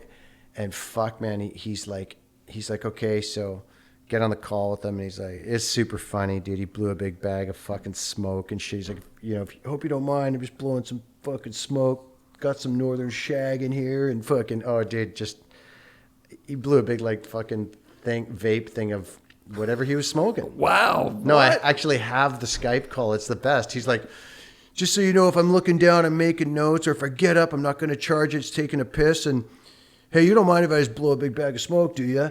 Because I'm like, sure, dude. And he goes and he comes back with this huge thing. He's all, woo, like, dude, it's fucking. That's amazing. Yeah, because obviously the normal fucking way of working with someone and everything all uptight and fucking shit, it's not going to work for me because I never have been. So he's like, I'm looking at all your paperwork. I'm looking at all your paperwork here. And blah, blah, blah. He's like, okay, so you started all these companies, done really well for yourself. Like, it's actually fucking incredible what you've done. Like, I can't believe how the fuck, you never went to film school. You never went to da-da-da-da-da. You started all this company. You fucking started a company with that. You had a contract with Apple, a studio, and you started a management company, and you're negotiating these deals, and your music licensing. Like, he's looking at all this stuff, and he goes, it's quite fucking incredible. Like, truly. Like, this is what a highly intelligent, free man who's not bound by limitations, this is what they create. And I was like, oh, this is fucking cool, right? And he's like, so, but then comes along 2007 and you get in this car accident, and and then, a couple of years you bang around, but then you hire this lawyer, which, good businessman, smart, you hire this lawyer, and of course you go after and you get the best lawyer because you're not stupid, right? And he goes, and now from that point on, you're now trapped. Your life is in the hands of someone else. But the reason it's in the hands of someone else is because you chose to put it. And he goes, for some people, that's okay. For you, it's not. And he looks right in the screen and he just looks right up and he's like, you sold out, brother. You sold out. And dude, wow. I fucking just started bawling. And I was like, finally, someone fucking said what my heart and soul has known the whole time, but my head was spinning out about. And I was like, dude, thank you. Holy fuck. And he goes, because here's what's happening, dude. Every time you take flight, you get pulled right back to 2007. There's nothing back there for you, dude. There's a big paycheck. But look at what you created before that, you know? It's like, and he's like, and this is manifesting in your body because you fucking have sold out. Oh, wow. And I sold out. That's incredible. I sold out and I played victim to win. And holy fuck, man.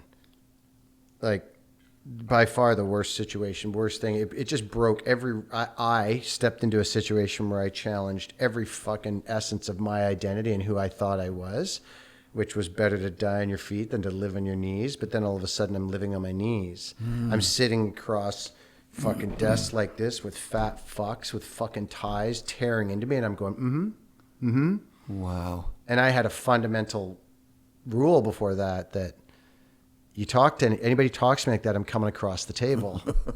There's only so many, you know? And then all of a sudden I'm like, oh, I'm breaking my code of conduct as a man. Like, and I'm sitting here sucking dick in this fucking office right now for money. I'm eating shit.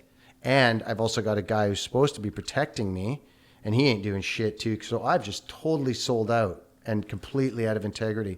So here's my message. Do you think fucking I need to go get fucking antidepressants? Or do you think I need to wake the fuck up and go, what the fuck am I doing with my life? So I actually believe my depressing is actually my warning signal for when I'm out of integrity with my soul. It's like, and anxiety as well. Same thing. I'm like, ooh, fuck, what's going on here? And same with depression. Oh, fuck, something's going on. I'm not doing all right. Like, pay attention. What are you doing? What's going on? Where is my head and brain not talking? Because my head and my body. Because my fucking body's telling me one thing and my head's telling me another. So get those two lined up. And it seems to be working. I mean, I'm still here. I don't know how that's doable. Yeah, well, fired up fucking now. I'm just thinking about that thing with Paul. I mean, he saved my life that day. I was paying for it, so I guess I saved my life. But fucking, he said it. And I trusted him. And to trust, this is going to sound a little bit weird. I thought about this. If you're paying someone to fucking help you as a guide of any kind, for me, anytime that I've paid someone as a guide to help me, which I've paid a lot of people, and this is one of Paul's lines, if they can't be guiding you in your underwear, don't listen to them. And when the people that I, through my victim process and the diving in on that, and I look at actually, it's not a vain thing. It's not a fat shaming thing. That's not what it is. When I look at them, they look sick. Right. They got purple fucking skin. Sure. And, you know, the thing I'll give myself is that the whole time that I went through that whole thing, I still took care of myself somehow. I was not the sick guy in the room. Yeah. I was hurting, but I was not the guy with the purple skin and the fucking neck and the shirt and the tie. You know, it's like, we don't think that you really hurt yourself, Mr. Kearns. And I'm just like, holy fuck, man. So, you know, if you're going to pay someone or work with someone who lives it. You know, lives healthy, you know, fuck does what they say and say what they do. And you know what I mean? Yeah. There was a point where we were sitting in circle and I have some form of attention. I mean, the society's told me it's a problem. My attention goes all over the fucking place. Yeah. So when I was in a classroom as a kid, I was constantly out the window. I was in my head. I was doodling, whatever I was doing. I wasn't eyes on the board, paying attention, getting the lesson. Thank fuck. Anyway. And then at the Haven, I would find myself zoning out a few times here and there. And one time I was just going, if we're fucking serious, we should just drop the gear. Like, because I'd heard someone had said, oh my God, before, when it was Cold Mountain. You mean take your clothes off? You mean? Yeah. Drop the gear. I'm like, what would these assholes do right now if I drop the gear? And I demanded, like, look, we all need to drop the gear. Because that is what's keeping us locked in this fucking bullshit. Is because that we're not naked. That we're not naked. That we're not. Speak for yourself, dude. Hey, it was a thought. It was like a thought of like. Well, no, dude, they do that shit. Like sure, and I don't want to do it. By the way, I don't want to do it at all. There are ways to. There are programs, and like I said, I've only met a couple people that have dove in as hard as I've dove into. So I've done programs where you have like 5 days no clothes. Jesus. Yeah. With just strangers. Yeah. They're not strangers by the end. Not by the end. And those people more than fucking anybody else in your life. Right. But I mean, that's the level. I mean, when you go after something, even the psychedelic shit like that, like if I'm going to work with, I'm fucking an experiential learner. I got no fucking business teaching you something or working with someone or guiding you unless I've experienced it. Right. In my opinion. Sure. So, I'll tell you a bad mix is that a rough mix is when there's an unconscious driver thinking that I need to be the best in the world at something. I implore you, do not try to become the best psychedelic therapist in the world because with an experiential learning style, because I've done every psychedelic I think that I could get my hands on to ad nauseum before I would administer. I've never administered. Before I would be part of guiding with a person. And I want to know, I need to know, can you do this? Can you do this amount, that amount, that amount? So I can tell you how much too much is. Right. And I can tell you I don't fuck with, and they have their place, but I have a strong, I'm a Ram Dass guy, dude. Like at the end of the day, you got to come down. So why not learn how to live consciously and aware of where you're at and live in this, I don't know how you want to say, I don't know, the up and down show doesn't work, and leaving this plane of reality without being able to get your feet back on the ground for me doesn't. I mean, we talked about this earlier. I don't know if we really want to get into that, but well, we didn't talk about it on mic, and I think that it's sort of where I've landed, and I can speak to my own experience with it. It's like, look, if you want to be shaken up, take a strong psychedelic. There's no more,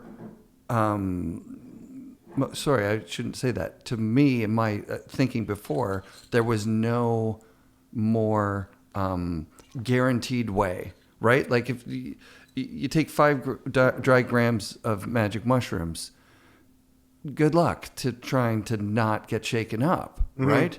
So people say, oh, that doesn't work for me, or didn't this, or didn't that. Look, blowing your mind is not the fucking challenge.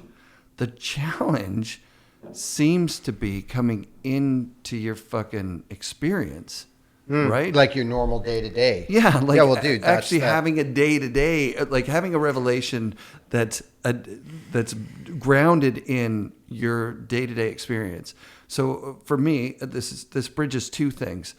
What I found the miracle of the Haven to be, and miracle is a fucking religious word, the surprise to me about the Haven was how simple it is to just grab 30 random people and put them in a circle. If someone's got a little bit of facilitating knowledge, within 5 days, you could have bonds stronger than you've had with family you've been family with your whole life, just by being honest for 5 days. That's fucked up.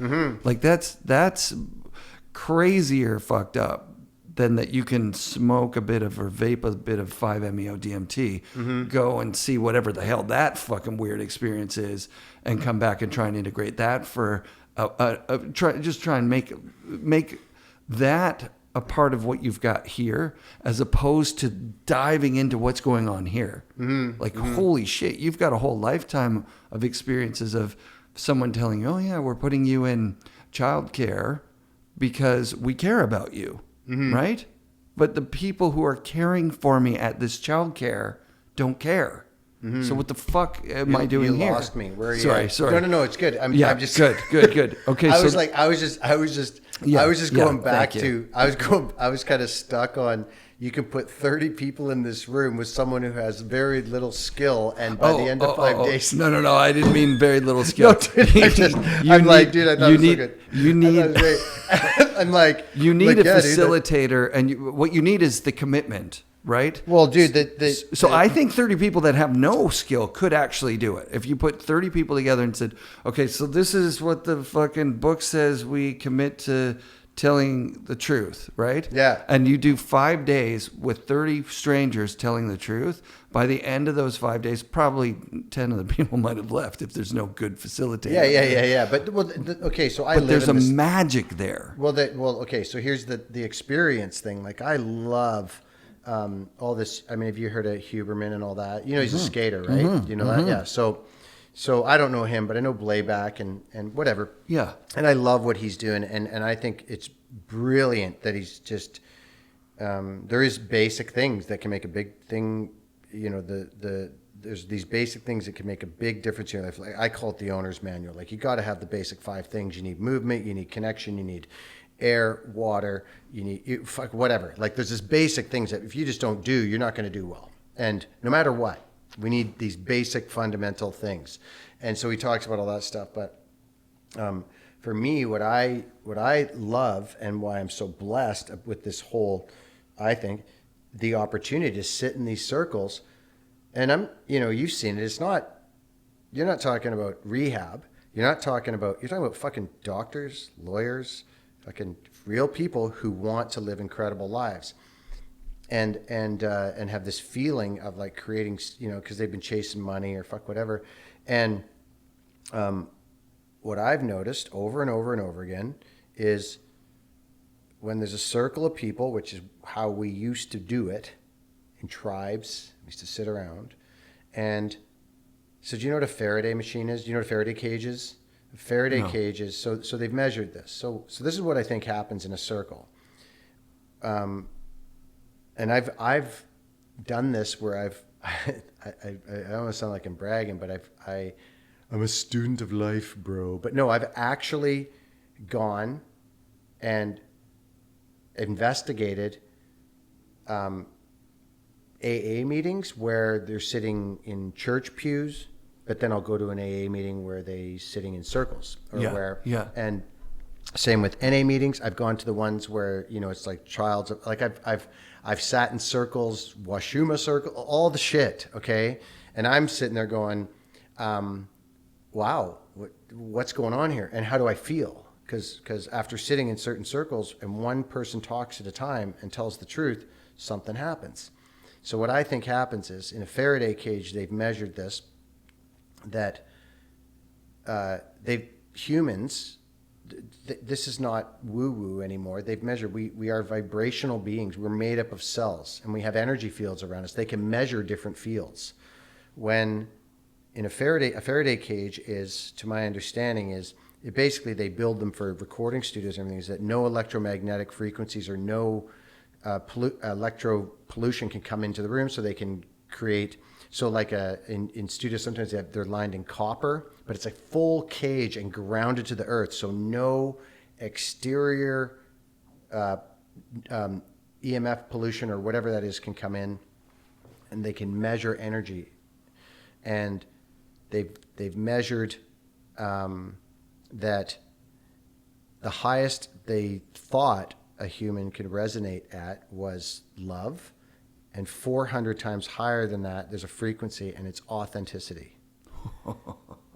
So when a person sits, so what I've seen is if a person can actually just find someone say what's going on in here, really what's going on in here, and put it out and be witnessed. And I think a lot of times people tell people things for the first time and they're witnessed, they feel amazing after. It's because they're being authentic. Until it comes out of our mouth and out there, we believe it's us.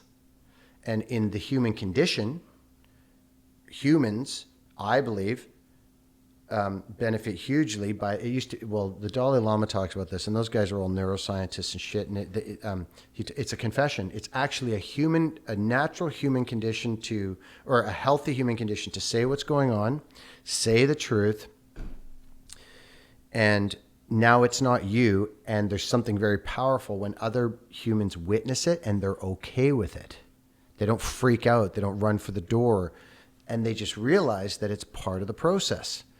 I believe that we actually have all the answers inside of us. I don't ever want to think I know something that you don't know. I might be good at helping you fish it out, but I actually hold you able to know your answers. But part of it is that we have to tell the truth as part of it. And I need people around me. Hey, this is what's going on in my head. And then I say it out loud, and I can even see that that's crazy and not true. And it seems like, I think of one for a parent, because I believe in our society. I believe in my society and what I've grown up in. I've been taught to respond, not to listen. So when you're talking to me, I'm sitting there thinking of my response. I need to say something that's going to get him to like me, all this shit, right? Right. Versus, listen, just listen. I don't have to do anything. Just listen. And so I had a friend of mine told me once that his son had come to him and said, "Dad, I think I'm lazy." And he went, "Oh, you're not lazy. You do this and you do that and you do this and you do that and you do that and you do this." And he asked me about it. And he said, "What do you think about that whole interaction?" I said, "Well, what actually I think happened is, because you're an adult, we're supposed to grow ourselves up, I think become mature. The kid comes to the dad and says, 'Dad, I think I'm lazy.' What I think he actually said is, 'Dad, when I'm alone, I'm telling myself I'm lazy.'" And when you talked back to him and said, "Oh, no, da, he got the message that he's wrong for thinking that. When actually, and this is tricky, because in our society, we're supposed to be taught that, it's so easy that we're taught, I believe I'm taught to beat on myself. I'm supposed to be the perfect parent. I'm supposed to do it right. Dude, I don't think that's how we're taught, but really just to learn to listen. And how about this? Like, "Hey, Dad, I think I'm lazy." "Oh, really, son? Tell me more about that. Tell me more about why you think you're lazy. I'm really curious about that. Like, say more." And how quick, I think, there's so much pressure put on parents, I think, and people to do it right, do it perfect, so that when a kid comes and says, "I have a problem," I think I have beat the shit out of myself because I'm supposed to be doing it. I'm supposed to do it differently. I'm supposed to be a better parent. I'm supposed to be a better person. This shouldn't have happened. It's my fault. Versus keeping that. So this is why the circles are so important. When I've said to people, I'm like, "How many times have you ever sat in a circle where one person talked at a time?" People are like, "Never." Like, fuck, it's like that Nelson trip I went on to. I was crashing AA meetings because I was like, dude, I want to find some people to connect with. So I went to an AA meeting because I wanted to hear some people tell the truth. And I said, "Hey, saying I'm an alcoholic would be a fucking understatement, dude. I just said, 'Hey, my name's Sean and I'm a piece of work. And I'm here to listen. I'm here to share.'" And I shared, and I got this feeling after of like, wow, I feel fulfilled right now. I feel whole. There's some people telling the truth. These people are telling the truth. And I told the truth. No one had to do anything. No one had to fix anybody. And that meeting was called a candlelight, where they face each other and you talk and people listen, and that's it. You have to say you're an alcoholic first at that one, or piece of work or whatever. Sure. I don't care. That's a small price to pay. Well, okay. So like, realizing what I just said, you can put 30 people in a circle. the missing with anybody can run it. There's yeah. There, you need a good facilitator, obviously, to set the guidelines that, and it's really not that hard, right? Like we sat in a circle, and we were first invited to ask permission to do clearings with other people in the circle, and it took a little bit for people to like understand. And hey, maybe. Okay, I'm talking about other people. It took a long time for me to understand what was going on there. But once I thought I got it, I was like, wow, this really is the powerfulness of this. If you can have someone, and it happened to me quickly, if you can have someone come up to you and clear with you, and you really just hold that space for them, you know, for me, I have to remind myself constantly, okay, this isn't about me, this isn't about me, this isn't about me. And that didn't work. The person said something that felt very personal. And I tried to like not absorb it. I tried to just be there and say, thank you for sharing, you know, great, good. Mm-hmm. That's the fucking thing that you're talking about. That's the magic behind it, is a safe space to be authentic. Yeah. Well, and you know, and I'm not correcting her. It's just my personal thing. I always get I tighten myself up around that term, holding space, because actually, I ain't fucking doing anything. I just need to fucking be there. Right. And that's why I think the most important work a person can do, my story is, my judgment, my whatever, is on yourself. So that if I can fucking be grounded and centered in myself and witness of another person's experience without freaking out when they tell me whatever they did, whatever happened, and I can just sit there and be there. That's the thing. You don't need to do anything. I don't need to do anything. I just need to be there and say, thank you for telling me, and not have a reaction. And that's why I was telling you earlier about that friend of mine who worked in the North. And this is worth hearing, I think, is this friend of mine, she gets called in. So there's stuff that happens on this fucking planet that you don't want to know about. And I don't want to know about. I have a better lens in than most because of the work that I'm seeing. But I see a lot of things that the news doesn't talk about and that we don't. And I have friends who work in the prison system, and they tell me fucking stories. And I'm like, okay, there's this whole other world going on that we do a pretty good job, I think, of keeping hidden. Yeah. And I know this woman who is the woman who gets called in the cases that you don't want to know about.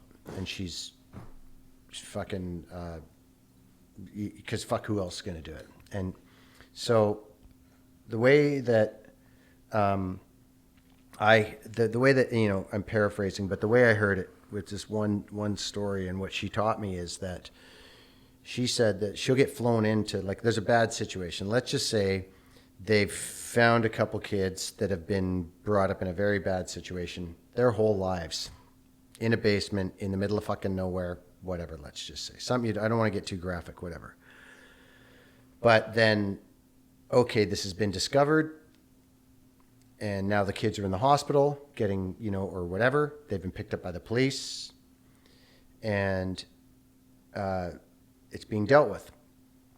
My friend gets called in, and she, the first thing she does is she gets all the people that were involved in picking up the kids or whatever, let's just say. And she says, and she gets them together. I'm not sure exactly. I mean, it's not sure exactly how she says. Look, none of you done anything wrong. I need to hear exactly what you've said to those children. And I need to also do your best to remember every little nuance. And in your face, was your face like feeling sorry for them? Was it smiling? Whatever. Okay. And you know, this is just a story, so I'm not going to say this is how you should do things, but this stuck with me. And then I think the way she put it, she said someone asked her, like, why, do you mind asking why, before she goes, well, until she met you, until these kids met you, they didn't think anything was wrong. Oh, wow. This was their normal. So then she goes and works with the kids on learning from them and kind of undoing the initial, because a lot of trauma, this fucking word trauma, I call it life. I'll switch the word. Sure, shit happens. And fucking I've had my fair share, but I call it life. Life has happened to me. And it's been fucking tough. And I will wear some of that shit the rest of my life. It's life. It's been my life. And that, so these kids, they don't understand that it's been trauma. And the trauma comes from the looks on people's faces, the shame, the this and that. And that's when, like, fuck, this thing of like reacting and being so fucking fragile, but when a word says someone this and fucking that, oh my God, I can't believe that fucking you did it. It's like, holy fuck, dude. Like, this person didn't know there was anything wrong until you just started fucking freaking out. And having this reaction, ooh, you know, it's like, I know that's really counter whatever to what we're taught about. Oh, you can't say this word and you can't say that word, and I'm going to freak out if you say the wrong fucking thing. It's like, well, what about the fucking kid or the person who got so fucked over that a word means nothing? And can I actually, you know, I'm on a tear right now. So yeah, I pride myself in being able to be with people in tough situations.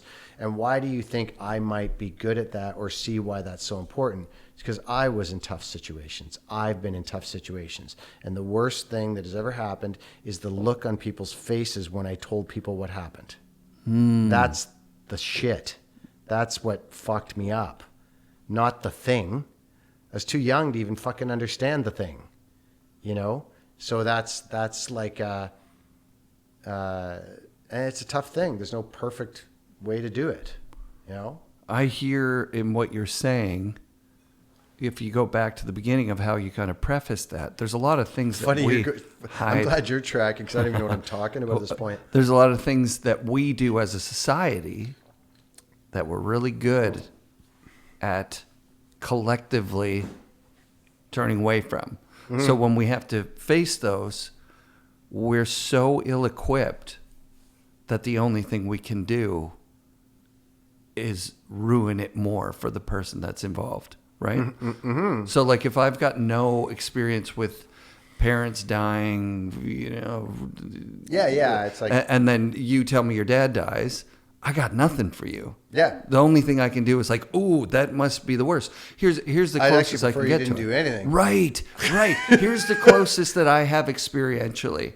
My kids, one time I overheard them when they were really talking, and they asked each other, why do people say that they're sorry when they hear that our parents were divorced, right? Because my ex-wife and I getting divorced was a great thing. It was great for us. It was great for the kids. Mm-hmm. But then they meet people who are going, ooh, you poor you, your parents are divorced. Just the way, yeah. So that's a microcosm version of what you're talking about. Oh yeah, dude. It's like the assumption that there's something wrong or something's broken.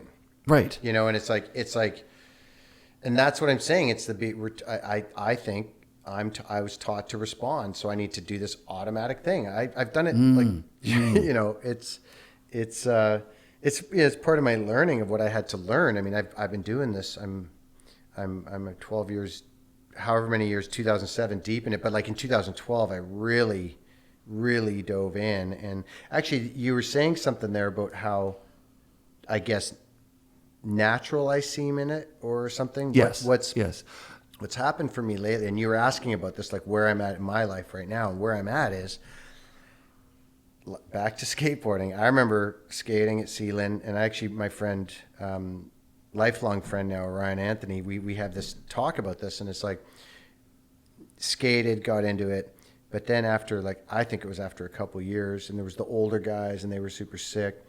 But then after a couple of years, whatever, and then one day I went from having 5 tricks to 30. I think I talked to Sluggo about this too. There was something after, so it's like, it's not like one trick a day over this many, but there was like just me going at it. And then there's like a plateau, and hit the plateau. And then all of a sudden, boom, I'm like better than all the old dudes within a day. Like Orion had the same thing. There was kind of like by just doing it over and over and over again. And I think what I've reached in being in circles with people, I will always learn. I will always be open to learning. I will never think I ever truly know what's going on for another person. I don't think that's even possible to actually truly know. But I've hit in a place where when I was drawing on that board, and you saw me drawing on that board, like I sat, I can sit in a group with people and be me without having to think I need to do anything. I can just be there, and I don't need to try and get people to like me. I believe I have been blessed with so many people sitting that I actually really, truly have room for the fact that each one of us is a universe unto itself, truly. There's 7 billion different realities on this, 8 billion now, different realities on this planet. I truly believe that. I will never truly understand the vastness of you over there. I don't think you will either. But the best I can do is stay curious and ask questions and try and learn. But I have such a respect for another person's experience that I've never had before, because it is truly another person's experience. It's a fucking universe over there, and I it's not caution, it's just respect. I have respect for what's going on for other people, and it's a trip, man.